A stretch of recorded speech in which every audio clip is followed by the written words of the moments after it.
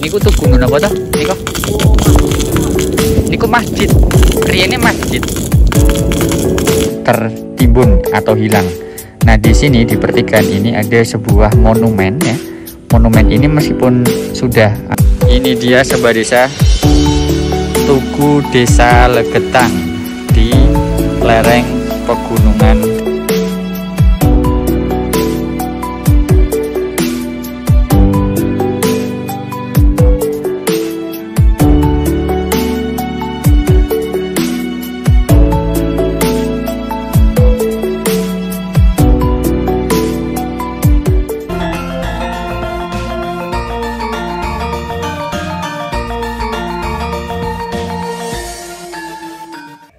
Assalamualaikum warahmatullahi wabarakatuh. Halo Sobat Desa, kembali lagi bersama Habib dan Zahwa di Cerita Desa Indonesia. Satu desa sejuta cerita. Wilayah di bawah ini adalah salah satu tempat terbaik untuk melihat matahari terbit. Perjalanan dalam rangka ekspedisi pedesaan di lereng Gunung Slamet akan kita lanjutkan menuju kota Purwokerto di Kabupaten Banyumas. Perjalanan pagi ini akan kita awali dengan singgah di sebuah lokasi yang dipercaya dulunya ada sebuah desa. Ternyata di balik keindahannya, kawasan dataran tinggi Dieng menyimpan beberapa kejadian yang sangat memilukan. Tugu beton ini berdiri sendirian di tengah sebuah bukit. Usut punya usut, tugu tersebut adalah tanda bahwa di area ini dulunya adalah sebuah desa yang hilang tertimbun tanah longsor hanya dalam waktu satu malam dan menelan semua warga desa tersebut. Hingga kini dipercaya semua korban masih tertimbun dengan desanya. Peristiwa ini menjadi cerita turun-temurun bagi warga desa di sekitar wilayah tersebut dari dulu hingga sekarang. Nah, Sobat Desa, kita udah melihat ya keindahan Desa Sembungan. Ada Telaga Cebong, kemudian ada Puncak Sikunir. Tadi kita udah melihat semuanya dari ketinggian.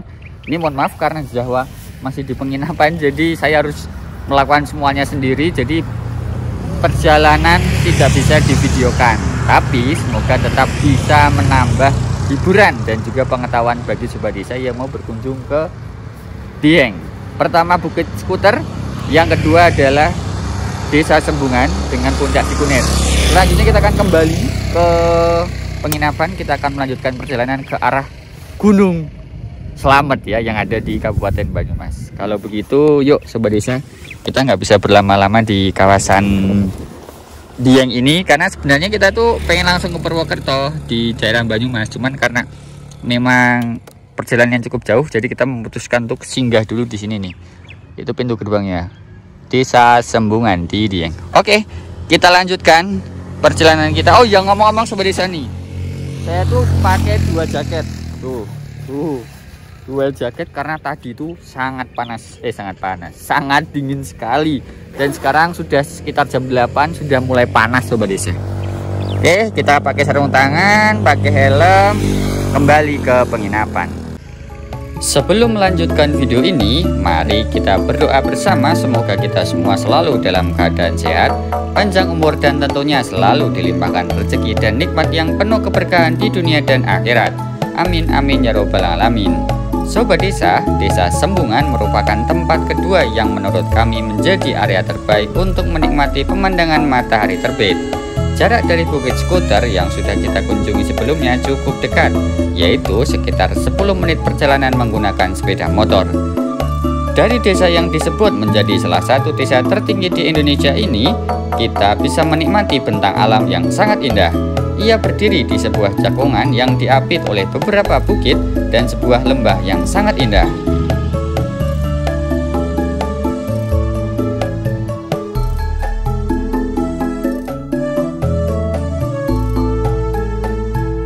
Pada sore hari dan pagi hari, kita bisa menikmati pemandangan alam seperti di negeri dongeng. Pantulan cahaya dari Telaga Cebong menambah keindahan Desa Sembungan. Setelah kita menikmati keindahan pagi dari Desa Sembungan dan Bukit Skuter, selanjutnya kita akan kembali ke penginapan untuk melakukan persiapan keberangkatan menuju ke pedesaan di lereng Gunung Slamet. Perlu Sobat Desa ketahui bahwa perjalanan dari Dieng menuju Purwokerto masih harus menempuh 4 sampai dengan 5 jam perjalanan menggunakan sepeda motor. Oke Sobat Desa, kita sudah bermalam di Dieng semalam. Dan kita juga sudah melihat beberapa kawasan indah di kawasan ini juga. Selanjutnya kita akan mulai bergerak ya Zahwa. Tolong dipastikan semua tas ya. Nih, sekarang semua harus dicek dulu sebelum kita pergi. Karena dari kejadian waktu drone ini ketinggalan itu, sekarang kita belajar banyak biar selalu waspada. Nah, sudah semua Zahwa? Sudah. Oke, semua juga sudah kita packing. Ini jangan lupa juga yang ini ya. Ini. Oh, iya. Oke, kita bergerak ke depan dulu ya Sobat Desa.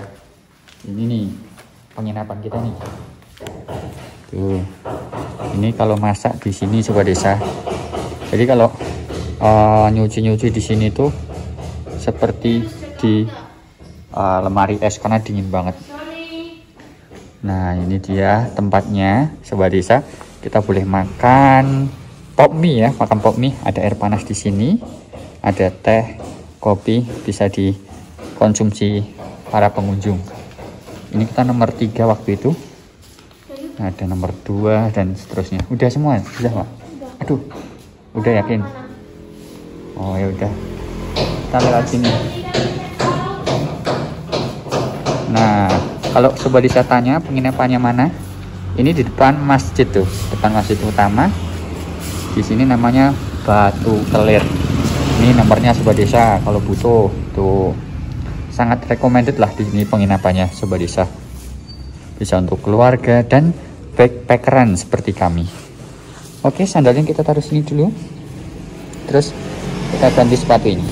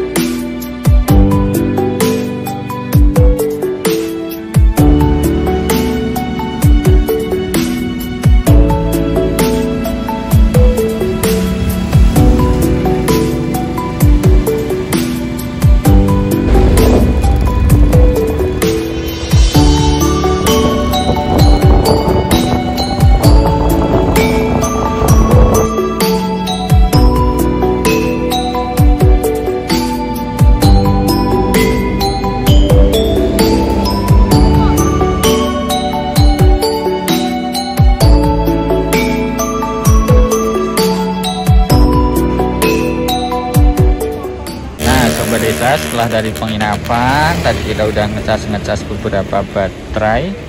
Kemudian selanjutnya sebelum kita gerak ke wilayah Banjarnegara dan juga ke tujuan utama di lereng Gunung Slamet, kita makan dulu nih di namanya rumah makan Bu Ani. Ini langganan kita nih, karena kalau setiap makan pagi dan siang di dataran tinggi Dieng itu kita biasanya makan di sini. Ini dia motor kita Sobat Desa, jadi nggak terlalu banyak barang yang kita bawa ya. Sebenarnya ada yang menyarankan di belakangnya sini ditaruh box gitu ya, box tambahan. Cuman karena ini masih statusnya adalah motor bapak, jadi kita belum berani mengubah-ubah. Sementara kayak gini dulu, kalau ada rezeki, semoga kita bisa beli motor baru. Amin. Nah ini dia nih Sobat Desa nih, makannya nih. Tuh. Wih. Ini makan apa? Aku enggak aku sendiri no. Kamu makan juga no. Nih milih nih Sobat Desa nih. Oke, kita milih dulu.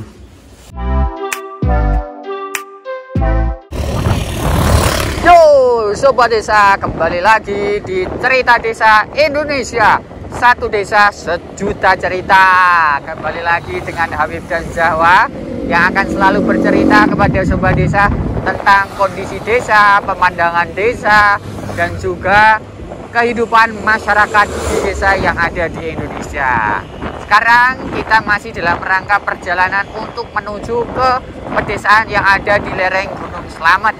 Saat ini kita sampai di dataran Dieng lagi setelah kita bermalam di sini 1 malam. Selanjutnya kita akan mengajak sobat desa untuk melihat kondisi desa yang belum pernah kita jelajahi. Karena di dataran tinggi Dieng ini ternyata menyimpan banyak cerita sobat desa. Selain dikenal dengan keindahan alamnya nih, kayak di kanan kiri ini kan bukit-bukit juga ya. Ternyata ada cerita lain dari desa-desa yang ada di kawasan ini. Nah, salah satu desa ini adalah dikenal sebagai desa yang tertimbun oleh tanah di tahun 1955. Nah, ternyata ada cerita ya bahwa desa ini itu satu kampungnya hilang, terpuruk atau terpendam oleh longsoran. Bagaimana kondisinya sekarang setelah sekian puluh tahun ya, kurang lebih 65 tahun yang lalu, bagaimana kondisinya? Mari kita menuju ke desa tersebut. Cerita Desa Indonesia, satu desa sejuta cerita. Lanjut. Di balik keindahan dan pesona alam yang dimiliki oleh dataran tinggi Dieng, ternyata ada fakta dan sejarah yang cukup membuat bulu kuduk merinding. Ada bencana alam yang pernah terjadi di pedesaan dataran tinggi Dieng dan menelan korban jiwa yang tidak sedikit. Salah satunya adalah sejarah hilangnya sebuah desa dalam satu malam dan menyebabkan semua warga desa tertimbun bersama tempat tinggalnya. Hingga kini dipercaya bahwa semua korban masih tertimbun di wilayah tersebut. Ia adalah kejadian tanah longsor pada tahun 1955 yang menyapu bersih desa bernama Legitang bersama dengan 450 warga desanya.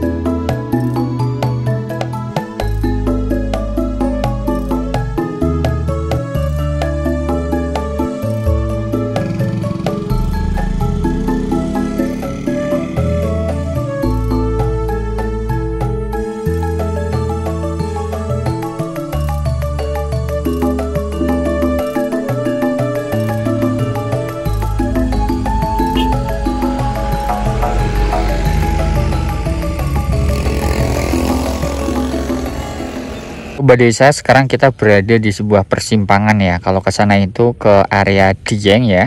Ada Telaga Warna. Pokoknya di Dieng Kulon di Banjarnegara. Sementara kalau kita ke sana itu nanti ke desa-desa lain di sekitar pegunungan ini. Nah, kita masih dalam rangka menuju ke desa yang tertimbun atau hilang. Nah, di sini di pertigaan ini ada sebuah monumen ya. Monumen ini meskipun sudah agak pecah-pecah gini ya, tapi di sini tuh tercetak tulisan-tulisan bencana-bencana alam yang pernah terjadi di kawasan Dieng ini. Nah, coba kita baca satu-satu ya. Ini memang sudah nggak terlihat dengan jelas ya. Cuman di sini kita bisa melihat yang terakhir itu tahun 1985 Kawah Sileri gempa bumi. Tidak ada korban jiwa. Kemudian yang atas ini 1976 Kawah Sinila lagi meletus gas beracun, 149 orang meninggal. Dan di atasnya itu masih ada info-info. Ini tahun berapa nih ya paling tinggi itu? Tahun 1825. Subhanallah. Ini bencana alam yang sangat terekam oleh masyarakat di sini ya. Nih yang di sini tulisannya adalah korban meninggal, korban luka.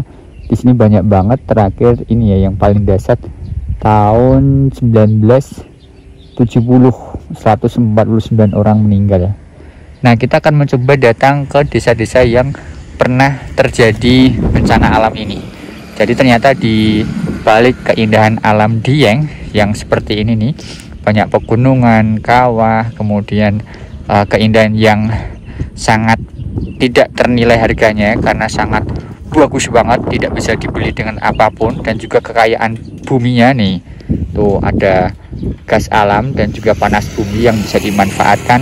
Ternyata di balik itu semua menyimpan cerita pilu, yaitu bencana alam yang terjadi di beberapa desa di kawasan ini. Jawa masih semangat, masih kuat ya. Oke, selanjutnya kita ke desa yang hilang.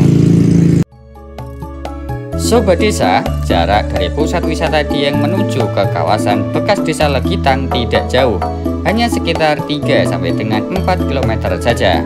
Pemandangan menuju tempat tersebut sangat indah dan dipenuhi dengan hamparan perbukitan yang sangat menawan.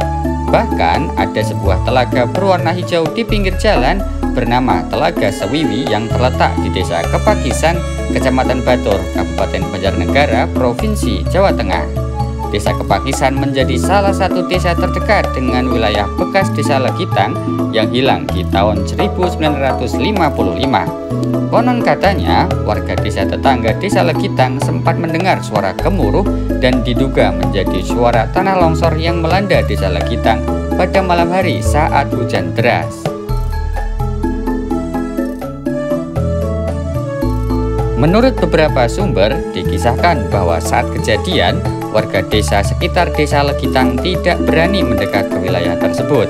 Baru pada keesokan harinya saat warga berangkat ke ladang, mereka menemukan bahwa Desa Legitang sudah tidak ada karena tertimbun tanah longsor dari sebuah gunung bernama Pengamun-amun.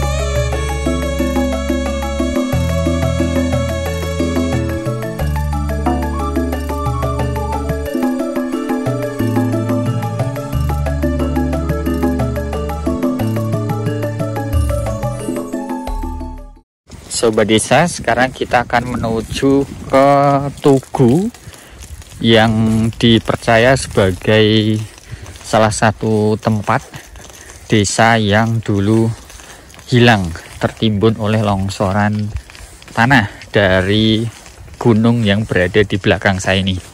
Nih, dari sebelah sini nih. Katanya dari situ.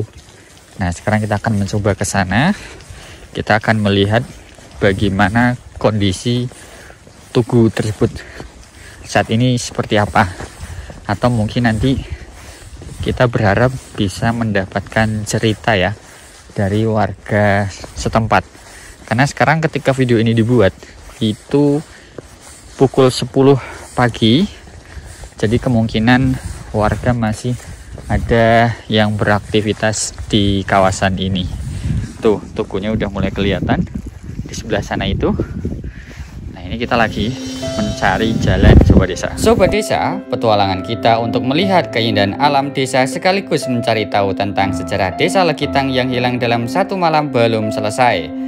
Selanjutnya kita akan bertemu dengan warga setempat yang sedang beraktivitas di sekitar tugu beton yang dipercaya sebagai bekas sebuah masjid di Desa Legitang. Suasana saat kita mendekati beton terasa mencekam dan bisa membuat bulu kuduk merinding walaupun hari sedang sangat cerah. Banyak cerita mencengangkan yang akan kita dengarkan dari warga sekitar. Ada pelajaran hidup dan pesan moral yang bisa kita ambil dari kejadian Desa Legitang. Masih banyak keseruan yang akan kita temukan sepanjang perjalanan ini. Maka pastikan untuk mengikuti episode selanjutnya ya, agar Sobat Desa bisa mengetahui lebih banyak tentang keindahan alam desa dan potret kehidupan warga desa. Saya Habib dan Zahwa dari Cerita Desa Indonesia mohon pamit undur diri. Sampai jumpa di episode selanjutnya. Dadah.